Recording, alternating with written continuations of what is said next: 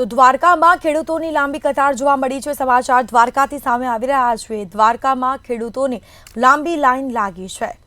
તો આ સાથે સમાચાર સામે આવ્યા છે। ખેડૂતોની લાંબી કતાર જોવા મળી છે। બીજી તરફ ખાતરની અછતની બીકના કારણે ખેડૂતોની લાઈન લાગી છે। તો ભાણવડમાં ખેડૂતો સવારથી લાઈનમાં જોવા મળ્યા છે। ખાતર લેવા માટે ખેડૂતો લાંબી લાઈનમાં ઊભા રહ્યા છે। તો દેવભૂમિ દ્વારકા જિલ્લાના ખાતરની અછતની બીકના કારણે ખેડૂતો લાઈનમાં ઊભા છે। ભાણવડમાં ખેડૂતો સવારથી ખાતર લેવા માટે લાંબી લાઈનમાં જોવા મળ્યા છે। તો સમાચાર સામે આવી રહ્યા છે। ખાતરની અછતની બીકના કારણે ખેડૂતો લાઈનમાં ઊભા છે ખાતર લેવા માટે। ભાણવડમાં ખેડૂતો સવારથી જ લાઈનમાં જોવા મળ્યા છે।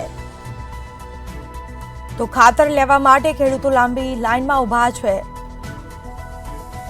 તો ખાતરના અછતની બીકના કારણે ખેડૂતો વહેલી સવારથી જ લાઈનમાં ઊભા છે। તો ખાતરની અછત સર્જાશે, ખેડૂતોને પાકને નુકસાન થશે તેવી ખેડૂતોની ભીતિ સેવાઈ રહી છે। રવિ પાકને નુકસાન થઈ શકે છે।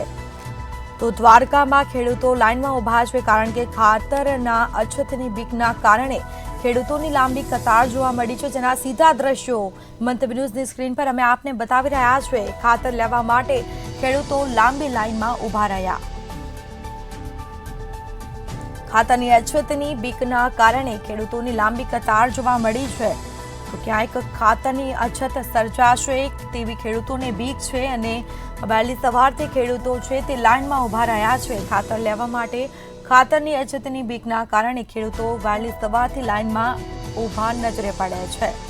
ભાણવડમાં ખેડૂતો સવારથી લાઈનમાં જોવા મળ્યા હતા।